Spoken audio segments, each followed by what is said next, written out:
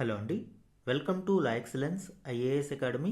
ఈరోజు మనం ఏప్రిల్ 23 మరియు 24 నాటి ఈనాడు న్యూస్ పేపర్లోని ఇంపార్టెంట్ కరెంట్ అఫైర్స్ గురించి డిస్కస్ చేద్దామండి. అంతకంటే ముందు మనము ప్రీవియస్ క్లాస్లో ఇచ్చిన క్వశ్చన్ గురించి చూద్దాము. సభా హక్కుల ఉల్లంఘన తీర్మానం ప్రివిలేజ్ మోషన్కు సంబంధించి క్రింది ప్రకటనలను పరిగణించండి. ప్రీవియస్ క్లాస్లో మనము చెప్పుకున్నాము, ప్రధాని నరేంద్ర మోదీ గారి మీద ఈ ప్రివిలేజ్ మోషన్ని పాస్ చేయడానికి విపక్షాలు ప్రయత్నిస్తున్నాయి అని. దీనికి సంబంధించిన డీటెయిల్స్ మనము ప్రీవియస్ క్లాస్లో కవర్ చేశాము. ఆ కంటెక్స్ట్లో ఈ క్వశ్చన్ ఇచ్చాను అండి. 2 స్టేట్మెంట్స్ని ఇవ్వడం జరిగింది. కరెక్ట్ స్టేట్మెంట్స్ని ఐడెంటిఫై చేద్దాం. స్టేట్మెంట్ 1 చూడండి. పార్లమెంటరీ ప్రత్యేకాధికారం ఉల్లంఘించబడింది అని ఒక సభ్యుడు భావించినప్పుడు దీనిని ప్రవేశపెడతారు. ఎస్, ఈ స్టేట్మెంట్ కరెక్ట్ అండి. ఎప్పుడైతే పార్లమెంట్ యొక్క ప్రివిలేజెస్ ప్రత్యేక హక్కులు ఉల్లంఘించబడ్డాయి అని సభ్యులు భావిస్తారో అప్పుడు సభా హక్కుల ఉల్లంఘన కింద ప్రివిలేజ్ మోషన్ని ఇక్కడ ప్రవేశపెడుతూ ఉంటారు. దీనికి సంబంధించిన స్టెప్ బై స్టెప్ ప్రాసెస్ చూడండి.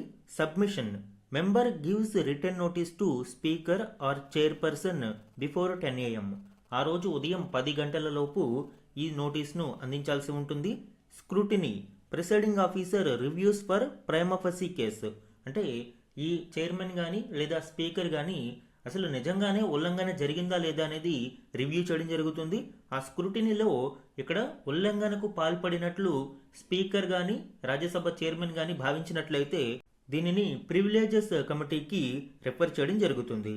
సో ఇక్కడ ప్రివిలేజెస్ కమిటీ ఇన్వెస్టిగేషన్ అనేది ఉంటుంది. Committee investigates, hears accused, submits report. Then ఫైనల్గా హౌస్ ముందు ఈ రిపోర్టును ప్రవేశపెట్టి డిబేట్ని ఇక్కడ మనం చూడవచ్చు అండ్ ఓటింగ్ అనేది నిర్వహిస్తారు. ఈ ఓటింగ్లో మనకి సింపుల్ మెజారిటీ సరిపోతుంది. సింపుల్ మెజారిటీతో ఈ తీర్మానం కనుక పాస్ అయితే మేజర్ కాన్సిక్వెన్సెస్ ఉండకపోవచ్చు. జనరల్గా వార్నింగ్ ఇవ్వడం జరుగుతుంది, లేదా కొన్ని ఎక్స్ట్రీమ్ కేసెస్లో సస్పెన్షన్ కానీ ఎక్స్పల్షన్ కానీ జరుగుతుంది. ఎక్స్పల్షన్ అనేది వెరీ రేర్గా ఉంటుంది అండి. ఈ ప్రివిలేజ్ మోషన్ యొక్క ప్రధాన ఉద్దేశం ఏంటి? సభ యొక్క గౌరవాన్ని మరియు ప్రత్యేక హక్కులని కాపాడడం. సో ఫస్ట్ స్టేట్మెంట్ కరెక్ట్ అవుతుంది అండి. సెకండ్ వన్ చూడండి. దీనిని కేవలం ఒక మంత్రికి వ్యతిరేకంగా మాత్రమే ప్రవేశపెట్టవచ్చు, ప్రైవేటు సభ్యునికి వ్యతిరేకంగా కాదు. ఈ స్టేట్మెంట్ రాంగ్ అండి. ఎందుకు అంటే మంత్రి కావచ్చు, ప్రైవేటు సభ్యుడు అంటే మంత్రి కానీ మిగతా ఎంపీలందరినీ కూడా మనము ప్రైవేటు సభ్యులు అంటాము. సో ప్రైవేటు సభ్యునికి వ్యతిరేకంగా కూడా దీనిని ప్రవేశపెట్టవచ్చు. కాబట్టి సెకండ్ స్టేట్మెంట్ రాంగ్ అవుతుంది. ఆన్సర్ ఏమవుతుంది అండి? ఏ, 1 only is the correct answer ఇక్కడ. సో ప్రివిలేజ్ మోషన్ కావచ్చు, నో కాన్ఫిడెన్స్ మోషన్ ఇలాంటివన్నీ ఎగ్జామ్స్లో చాలాసార్లు అడిగారు. మనకి ఈ ఇయర్ ప్రివిలేజ్ మోషన్ ఇంపార్టెంట్ అండి. ఈరోజు మన ఫస్ట్ ఆర్టికల్ చూడండి. ఆవశ్యక మతాచారాలేవో తేల్చడం న్యాయస్థానాలకు కష్టమైన పనే. శబరిమల ఆలయం కేసు విచారణలో సుప్రీంకోర్టు వ్యాఖ్య. ఈ ఆర్టికల్ శబరిమల కేసుకు సంబంధించి 2018లో ఇచ్చిన తీర్పు మీద రివ్యూ అనేది విచారణ జరుగుతూ ఉంది. సో ఈ విచారణలో భాగంగా సుప్రీంకోర్టు యొక్క 9 మంది జడ్జీల ధర్మాసనం వాదనలను వింటూ ఉంది. ఒక మతాన్ని విశ్వసించే వారిలోని వివిధ శాఖలకు ఆచార వ్యవహారాలలో ఏది తప్పనిసరి కాదో తేల్చి చెప్పడం, పరామితులను నిర్వచించడం అసాధ్యం కానప్పటికీ న్యాయస్థానాలకు మాత్రం ఇది కష్టమైన పనేనని సుప్రీంకోర్టు యొక్క 9 మంది జడ్జీల విస్తృత రాజ్యాంగ ధర్మాసనం అభిప్రాయపడింది. ప్రీవియస్ క్లాసెస్లో దీనికి సంబంధించిన డీటెయిల్స్ మనము చూసామండి. ఒకసారి ఈ ఇన్ఫోగ్రాఫిక్ ఇమేజ్ చూడండి. అలానే మనము doctrine of essential religious practices అంటే ఒక మతానికి సంబంధించి ఖచ్చితంగా కొన్ని రిలీజియస్ ప్రాక్టీసెస్ అనేవి తప్పనిసరిగా పాటించాల్సినవి ఉంటాయి. సో ఈ ఎసెన్షియల్ రిలీజియస్ ప్రాక్టీసెస్ని ఎవరు నిర్వచించాలి? సుప్రీంకోర్టు ఏం చెబుతుంది? న్యాయస్థానాలకు ఇలా నిర్వచించడం కష్టము అని చెబుతూ ఉంది. కానీ మనకి ఫండమెంటల్ రైట్స్ 25 నుంచి 28 మత విశ్వాసాలకి సంబంధించిన ప్రాథమిక హక్కులను అందించడం జరిగింది. ఒకవేళ ఈ ఎసెన్షియల్ రిలీజియస్ ప్రాక్టీసెస్ని ఉల్లంఘించడానికి కోర్టులు అనుమతినిస్తే ఇక్కడ ప్రాథమిక హక్కుల ఉల్లంఘనకు కూడా అవకాశం ఉంటుంది. అయితే ఇందులో కొన్ని ఎగ్జామ్షన్స్ గురించి కూడా సుప్రీంకోర్టు ప్రస్తావించింది. ఒక శాఖ వారికి అత్యంత ముఖ్యమైనవి అయిన రిలీజియస్ ప్రాక్టీసెస్ ఉన్నప్పటికీ అవి నైతికత, శాంతి భద్రతలు, ఆరోగ్యం తదితర విషయాలలో ప్రతికూల ప్రభావం చూపుతున్నట్లయితే వాటన్నిటినీ తప్పనిసరి మతాచారాలుగా పరిగణించలేము అని సుప్రీంకోర్టు ధర్మాసనం అభిప్రాయపడింది. విచారణలో భాగంగా ఎవరిని పూజించాలి, ఎలా పూజించాలి అనే అంశాలు మత స్వేచ్ఛలో భాగమని, వాటిల్లో మార్పులు చేయాలని చూడడం తగదు అని న్యాయవాదులు తెలిపారు. ఒక శాఖకు చెందిన ఆలయానికి మరో శాఖకు చెందిన భక్తులు రాకూడదు అని ఆంక్షలు విధించడం సరికాదు అని, ఈ తరహా విభజన రేఖలు హిందూ మతం ఐక్యతకు దోహదపడవని జస్టిస్ బివి నాగరత్న బదులిచ్చారు. సమాజంలో బహిష్కరణ వంటి దురాచారాలు ఉండడం వల్లనే హిందూ మతానికి చెందిన అన్ని సంస్థలలో ప్రవేశం కల్పించేలాగా 1950లోనే ఆర్టికల్ 25 క్లాజ్ 2 ద్వారా ప్రభుత్వానికి రాజ్యాంగ నిర్మాతలు అవకాశం కల్పించారని నాగరత్న గారు వివరించారు. ఎగ్జామ్ పాయింట్ ఆఫ్ వ్యూలో ఈ కేసు చాలా ఇంపార్టెంట్ అండి. ఎందుకు అంటే social reforms versus religious practices అనేవి చాలా లాంగ్ డిబేటెడ్ టాపిక్. కాబట్టి ఇక్కడ ఈ కేసు విచారణలో లేటెస్ట్ డెవలప్మెంట్స్ అనేవి ఎప్పటికప్పుడు మనము చూస్తూ ఉండాలి. మన నెక్స్ట్ ఆర్టికల్ చూడండి. ప్రజారోగ్య భద్రతకు నిధులేవి? ఈ ఆర్టికల్ భారతదేశంలో హెల్త్ కేర్ క్రైసిస్ గురించి వివరిస్తూ ఉంది. ఇందులోని గణాంకాలు మనకి ఎగ్జామ్ పాయింట్ ఆఫ్ వ్యూలో చాలా ఇంపార్టెంట్ అండి. దీనికి సంబంధించిన డీటెయిల్స్ చూద్దాము. నాణ్యమైన ఆరోగ్య సంరక్షణ సేవల అందుబాటులో అసమానతలను అంతం చేసి పౌరులందరికీ సమాన స్థాయిలో ప్రాణరక్షణ కల్పించాలి అంటున్న జాతీయ వైద్య విధానం నేషనల్ హెల్త్ పాలసీ 2017 సంకల్పాలు కేవలం పాలసీకి మాత్రమే పరిమితమవుతున్నాయి. అమలుకు వచ్చేటప్పటికి ఇవి పూర్తి స్థాయిలో అమలు కావడం లేదు. నేషనల్ హెల్త్ పాలసీ 2017 ప్రకారం భారతదేశ జీడిపిలో కనీసం 2.5% ఆరోగ్య రంగానికి ఖర్చు చేయాలి అని మనకి ఇందులో పేర్కొన్నారు. కానీ ప్రస్తుతం మనం చూస్తే కేవలం 1.8% జీడిపిలో మాత్రమే ఆరోగ్య సంరక్షణకు నిధులు అనేవి కేటాయిస్తూ ఉన్నారు. ఇక స్టేట్ వైడ్ ప్రతి స్టేట్ కూడా నేషనల్ హెల్త్ పాలసీ ప్రకారం తమ జీడిపిలో 8% ఖర్చు చేయాల్సి ఉంటుంది. కానీ చాలా స్టేట్స్ దీనిని అందుకోవడంలో పూర్తిగా ఫెయిల్ అయ్యాయండి. ఓన్లీ ఢిల్లీ, ఒడిశా, రాజస్థాన్ ఇలాంటి కొన్ని రాష్ట్రాలు మాత్రమే ఈ 8% టార్గెట్ను ఖర్చు చేస్తూ ఉన్నాయి. ఇదే సందర్భంలో ఒకవైపు నాన్ కమ్యూనికబుల్ డిసీజెస్ యొక్క రైజ్ అనేది విపరీతంగా పెరుగుతూ ఉంది. ఎస్పెషల్లీ మనము దశాబ్దం క్రితం అబ్జర్వ్ చేసినప్పుడు కేవలం 31% మంది జనాభాలో ఈ నాన్ కమ్యూనికబుల్ డిసీజెస్ అసంక్రామిక వ్యాధులు అనేవి ఉండేవి. అంటే ఏంటంటే బీపీ, షుగర్, కార్డియో వాసిక్యులర్ డిసీజెస్ అంటే గుండె జబ్బులు, అలానే క్యాన్సర్ ఇలాంటివన్నీ కూడా ఈ నాన్ కమ్యూనికబుల్ డిసీజెస్లోకి వస్తాయి. ఇవి దశాబ్దం క్రితం మనం చూస్తే కేవలం 31%గా ఉండేవి. ప్రస్తుతం 50% జనాభాలో ఈ నాన్ కమ్యూనికబుల్ డిసీజెస్తో సఫర్ అవుతూ ఉన్నారు. ఇటీవలి ఒక అధ్యయనం ప్రకారం భారతదేశంలో సుమారు 60% మరణాలు అనేవి ఈ non communicable and life style diseases కారణంగా సంభవిస్తున్నాయని తెలుస్తూ ఉంది. And one more important issue ఏంటంటే ఎప్పుడైతే పబ్లిక్ ఎక్స్పెండిచర్, గవర్నమెంట్ యొక్క ఎక్స్పెండిచర్ హెల్త్ కేర్ విషయంలో తగ్గిపోతుందో ఆటోమేటిక్గా మనకి ప్రజల నుండి ఎక్కువ ఖర్చు చేయాల్సి ఉంటుంది. తద్వారా ఇక్కడ out of pocket expenditure poverty అనేది ఒక కాన్సెప్ట్ ఉంటుంది అండి. అంటే ఆరోగ్యం కోసం ప్రజలు తమ సొంత జేబుల్లోంచి నిధులను తీసి ఖర్చు చేయాల్సి వచ్చినప్పుడు వాళ్ళు పేదరికంలోకి దిగజారిపోతారు, లాగబడతారు వెనక్కి. దానినే మనము out of pocket expenditure poverty అని పిలుస్తారు. గణాంకాల ప్రకారం ప్రతి సంవత్సరం సుమారు 4 నుంచి 6 కోట్ల మంది ప్రజలు హెల్త్ కేర్ ఎక్స్పెండిచర్ కారణంగా పేదరికంలోకి నెట్టబడుతూ ఉన్నారు. ఇక మౌలిక వసతుల విషయంలో మనం చూసినప్పుడు ఇటీవల జాతీయ వైద్య వ్యవస్థ వనరుల కేంద్రం నిర్వహించిన అధ్యయనం ప్రకారం ప్రజారోగ్య సేవల పంపిణీలో లోపాలు మరియు మౌలిక వసతుల అందుబాటులో లేమితనాన్ని అధిగమించడానికి ఇండియా ప్రతి ఏటా సుమారు 3.56 లక్షల కోట్ల చొప్పున వెచ్చించాల్సి వస్తుంది. ప్రభుత్వాలు వీటి గురించి పట్టించుకోవడం లేదు. గవర్నమెంట్ హాస్పిటల్స్లో స్పెషలిస్ట్ డాక్టర్ల యొక్క నియామకాల మీద కూడా ప్రభుత్వాలు శ్రద్ధ వహించడం లేదు. ఎస్పెషల్లీ గ్రామీణ ప్రాంతాలలో జనాభాకు తగినట్లు ఆరోగ్య కేంద్రాలు ఉండకపోవడం ఒక సమస్య అయితే, ఉన్న అరాకొరా సెంటర్లలో కూడా స్పెషలిస్ట్ డాక్టర్లు 80% పైగా సెంటర్లలో లేరు. సో ఇలాంటి నివేదికల కారణంగా భారతదేశంలోని ఆరోగ్య రంగానికి సంబంధించిన మౌలిక వసతులు ఎంత దుర్భరంగా ఉన్నాయనేది మనకి వెల్లడవుతూ ఉంది. ఎస్పెషల్లీ ప్రాణాపాయ స్థితులలో అనివార్యంగా ప్రైవేటు ఆసుపత్రులను రూరల్ ప్రాంతాలలో ఉన్న వాళ్ళు ఆశ్రయిస్తూ ఉన్నారు. దీని వలన అక్కడ అల్పాదాయ వర్గాలన్నీ కూడా అప్పులలో మునిగిపోతూ ఉన్నాయి. మనము కొన్ని అభివృద్ధి చెందిన దేశాలను పరిశీలిస్తే జర్మనీ, జపాన్, ఫ్రాన్స్, యూకే వంటి దేశాలు తమ జీడిపిలో 8% పైగా నిధులను ఆరోగ్యం కోసం ఖర్చు చేస్తూ ఉన్నాయి. అందువలన ఆయా దేశాలలో పౌరులు సొంతంగా ఖర్చు చేసుకోవాల్సిన అవసరం చాలా తక్కువగా ఉంటుంది. కానీ భారతదేశంలో చూడండి, మెరుగైన వైద్య చికిత్సలకు భారతీయులు ఏడాదికి ఇంచుమించుగా 34,068 రూపాయలను సొంతంగా వెచ్చించుకుంటూ ఉన్నారు. అంటే on an average per capita మనం చూసినప్పుడు ప్రతి పౌరుడు కూడా 34,068 రూపాయలను సొంతంగా వైద్య ఖర్చుల కోసం భరిస్తూ ఉన్నాడు. ఇక 2 తెలుగు రాష్ట్రాలు అయితే ఈ విషయంలో మరింత ఘోరంగా ఉన్నాయి. జాతీయ సగటు కంటే చాలా ఎక్కువగా తెలంగాణలో ఇది మొత్తం 46,316 కాగా ఏపీలో 39,170 రూపాయలుగా లెక్క తేలింది. ఇప్పటికైనా ప్రభుత్వాలు స్పందించి వైద్య ఆరోగ్య రంగానికి కేటాయింపులను పెంచాల్సిన అవసరం ఉంది. అలానే గవర్నమెంట్ హాస్పిటల్స్లో మౌలిక సదుపాయాలు, ఇన్ఫ్రాస్ట్రక్చర్ని మెరుగుపరిచి మరింత మంది ప్రజలకు మెరుగైన ఆరోగ్య సంరక్షణను అందించగలిగితే అవుట్ ఆఫ్ పాకెట్ ఎక్స్పెండిచర్ కారణంగా ఏర్పడే పావర్టీ అనేది తగ్గుముఖం పడుతుంది. తద్వారా మనకి వికసిత భారత్ లక్ష్యాలకు అనుగుణంగా ఉత్పాదకతను ఇనుమడింపజేయడం సాధ్యమవుతుంది. ఎందుకంటే ఎప్పుడైతే ఆరోగ్యం బాగుంటుందో మెరుగైన హ్యూమన్ రిసోర్సెస్, మానవ వనరులు అనేవి లభ్యమవుతాయి.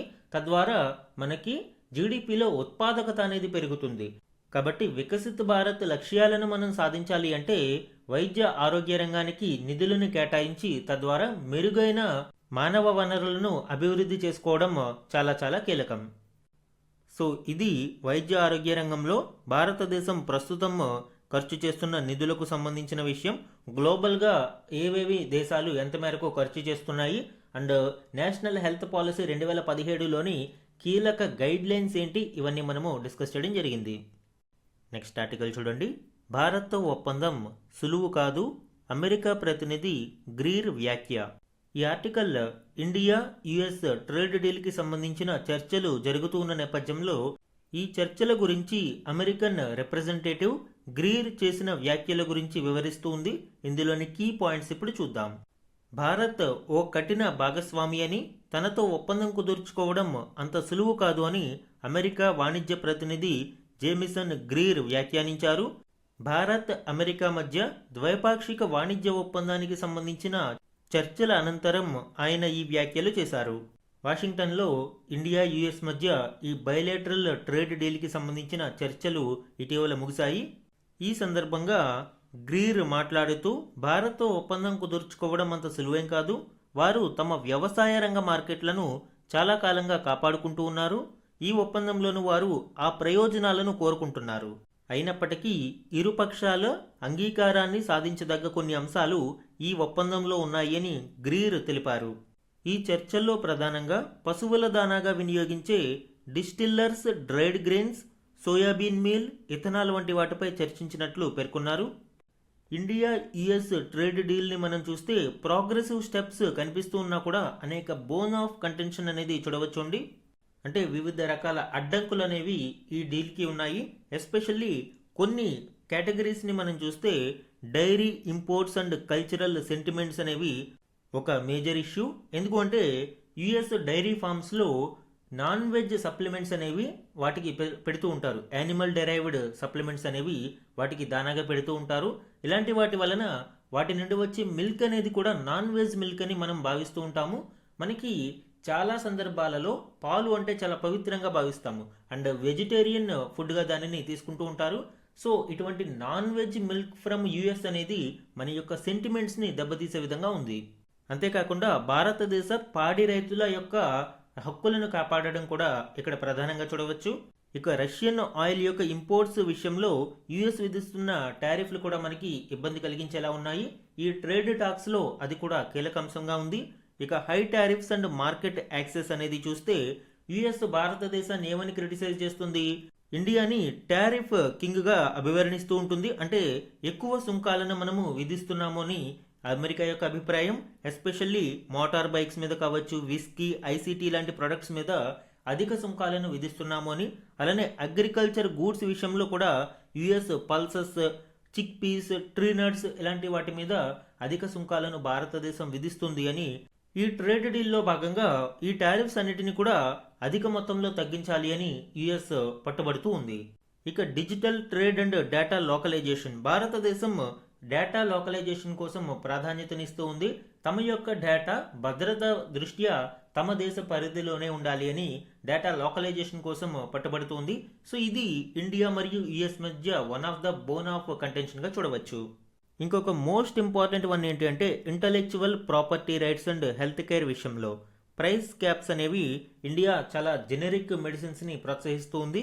అలానే medical implants, medical devices, medicines ఇలాంటి వాటి మీద ప్రైస్ క్యాప్ అనేది ఫిక్స్ చేసింది. అంటే దానిని మించి ఇక్కడ ఎక్కువ ధర అనేది నిర్ణయించకూడదు. కానీ అమెరికన్ కంపెనీలు ఏం చెప్తున్నాయి, ఎక్కువ ప్రాఫిట్ అనేది మాకు రీసెర్చ్ అండ్ డెవలప్మెంట్ మీద వీటికి చాలా ఖర్చు చేశాము, కాబట్టి ఎక్కువ ప్రైస్ ఉన్నప్పుడే ప్రాఫిట్ అనేది వస్తుంది అని యుఎస్ కంపెనీలు వాదిస్తూ ఉన్నాయి. సో ఇవన్నీ కూడా ఇండియా అమెరికా ట్రేడ్ డీల్కి సంబంధించిన major bones of contention. And వీటన్నిటినీ మనము ఇరువైపులా చర్చల ద్వారా పరిష్కరించుకుని సాధ్యమైనంత త్వరగా ట్రేడ్ డీల్ని ముందుకు తీసుకురావాల్సిన అవసరం ఉంది. నెక్స్ట్ ఆర్టికల్ చూడండి. 5 ఏళ్లలో 51% పెరగనున్న కుబేరులు 2031 నాటికి 313 మంది ఉండవచ్చు. నైట్ ఫ్రాంక్ నివేదిక. భారతదేశంలో వచ్చే 5 ఏళ్లలో అంటే 2031 నాటికి అల్ట్రా హై నెట్వర్త్ ఇండివిజువల్స్ అంటే అల్ట్రా రిచ్ పీపుల్ సంఖ్య 25,217కు మరియు కుబేరుల సంఖ్య అంటే బిలియనీర్స్ సంఖ్య 313కు పెరగవచ్చు అని స్థిరాస్తి కన్సల్టెంట్ నైట్ ఫ్రాంక్ అంచనా వేసింది. $30 మిలియన్ లేదా అంతకంటే ఎక్కువ నికర ఆస్తి కలిగిన వారిని అల్ట్రా హై నెట్వర్త్ ఇండివిజువల్స్ గాను, 93,000 కోట్ల కంటే అధిక సంపద కలిగి ఉన్న వారిని బిలియనీర్స్ గాను పరిగణిస్తూ ఉన్నారు. దీని ప్రకారం ప్రస్తుతం మన దేశంలో 19,877 మంది అల్ట్రా హై నెట్వర్త్ ఇండివిజువల్స్ మరియు 207 మంది బిలియనీర్స్ ఉన్నారు అని నైట్ ఫ్రాంక్ నివేదిక వెల్లడిస్తూ ఉంది. 2031 నాటికి ఈ బిలియనీర్స్ సంఖ్య 51% పెరిగి 313కు and ultra high net worth individuals సంఖ్య 27% పెరిగి 25,217కు అంచనా వేస్తుంది. అలానే దేశంలోని అత్యంత సంపన్నులలో 35.4% మంది కేవలం ముంబైలోనే ఉన్నారు. ప్రపంచంలో అత్యధిక సంఖ్యలో అల్ట్రా హై నెట్వర్త్ ఇండివిజువల్స్ ఉన్న దేశాలలో భారతదేశం ఇప్పుడు 6వ స్థానంలో ఉంది. ఈ గణాంకాలని ఒకసారి చూడండి. భారతదేశంలో ప్రస్తుతం ఉన్న బిలియనీర్స్ సంఖ్య మరియు అల్ట్రా హై నెట్వర్త్ ఇండివిజువల్స్ సంఖ్య అండ్ 2031 నాటికి వీటిలో ఏర్పడబోయే వృద్ధి అండ్ ఈ వృద్ధికి గల కీ గ్రోత్ డ్రైవర్స్ ఏంటండి? ఒకటి డిజిటలైజేషన్, రెండవది స్టాక్ మార్కెట్స్, మూడవది ప్రైవేట్ క్యాపిటల్, నాలుగవది ఫ్యామిలీ బిజినెసెస్. ఇవన్నీ దేశంలో బిలియనీర్స్ సంఖ్యను వృద్ధి చేసే కీ గ్రోత్ డ్రైవర్స్గా చెప్పవచ్చు. సో ఇది ఇటీవలి నైట్ ఫ్రాంక్ నివేదికకు సంబంధించిన కీలక అంశాలు. నెక్స్ట్ వన్ చూడండి. ఇరాన్ పడవల్ని కాల్ చేయండి, హార్మూజ్లో చిన్న బోట్లను వదలొద్దు, అమెరికా బలగాలకు ట్రంప్ ఆదేశం, జలసంధి పూర్తిగా తమ నియంత్రణలోనే ఉన్నట్లు ప్రకటన, హిందూ మహాసముద్రంలో టెహ్రాన్ చమురుతో వెళ్తున్న ట్యాంకర్ సీజ్, అమెరికా అనుమతిస్తే ఇరాన్ రాతి యుగానికేనని ఇజ్రాయెల్ పేర్కొనడం ఇక్కడ చూడవచ్చు, లెబనాన్పై టెల్ అవీవ్ దాడుల్లో 5 మృతి. సో ఇవన్నీ కూడా ఆన్గోయింగ్ యుఎస్ ఇరాన్ వార్కి సంబంధించిన లేటెస్ట్ డెవలప్మెంట్స్ అండి. అయితే ఇందులో ఒకటి చాలా ఇంపార్టెంట్ పాయింట్ ఏంటి అంటే హార్మూజ్ జలసంధికి సంబంధించి టెహ్రాన్ తొలి ఆదాయాన్ని సంపాదించుకుంది. అంటే ఇరాన్ ఇప్పుడు హార్మూజ్ జలసంధి ద్వారా అక్కడ టోల్ని వసూలు చేస్తూ టోల్ కట్టిన నౌకలకు మాత్రమే జలసంధి గుండా మార్గం ఇస్తూ ఉంది. తద్వారా ఆదాయాన్ని సమకూర్చుకుంటూ ఉంది. హార్మూజ్లో ప్రయాణించే నౌకల నుంచి టోల్ వసూళ్లను ప్రారంభించినట్లు ఇరాన్ పార్లమెంటు డిప్యూటీ స్పీకర్ తెలిపారు. తొలిసారిగా ఒక నౌక నుంచి వసూలు చేసిన $20 లక్షల తమ సెంట్రల్ బ్యాంకు ఖాతాలో జమ చేసినట్లు ఎక్స్లో పేర్కొన్నారు. అయితే అది ఏ దేశ నౌక అనేది ఇంకా తెలియరాలేదు. ట్యాంకర్లలోని ఒక్కో బ్యారెల్ చమురుకు $1 చొప్పున టోల్, ఇది చైనీస్ యువాన్లో కానీ క్రిప్టో కరెన్సీ రూపంలో కానీ వసూలు చేస్తూ ఉన్నారు. సో ఇప్పుడు ఆన్గోయింగ్ వార్ డెవలప్మెంట్స్లో ఇది చాలా చాలా ఇంపార్టెంట్ అండి. అండ్ ఈ వార్కి సంబంధించిన ఫర్దర్ డెవలప్మెంట్స్ మనము కమింగ్ క్లాసెస్లో చూద్దాము. ఈరోజు ఈనాడు న్యూస్ పేపర్లోని one liner important current affairs చూడండి. యాపిల్ సంస్థ యొక్క నెక్స్ట్ సీఈఓగా జాన్ థేమస్ని ఎంపిక చేయనున్నట్లు ప్రకటించారు. ప్రస్తుత సీఈఓ టిమ్ కుక్ యొక్క పదవీకాలం పూర్తయిన తర్వాత ఈయన బాధ్యతలను స్వీకరిస్తారు. నెక్స్ట్ ఇంపార్టెంట్ వన్ చూడండి. The ministry of textiles has launched an initiative called Vishwasutra weaves of India for the world. దీని యొక్క ప్రధాన ఉద్దేశం ఏంటండి? భారతదేశం యొక్క చేనేత వస్త్రాలను, హ్యాండ్లూమ్స్ను కాంటెంపరీ గ్లోబల్ డిజైన్ ఫ్రేమ్వర్క్లో ప్రజెంట్ చేయడం. దీని కొరకు office of the development commissioner national institute of fashion టెక్నాలజీతో కొలాబరేషన్ అయ్యి ఈ weaves of India for the world అనే ఇనిషియేటివ్ని తీసుకువచ్చింది.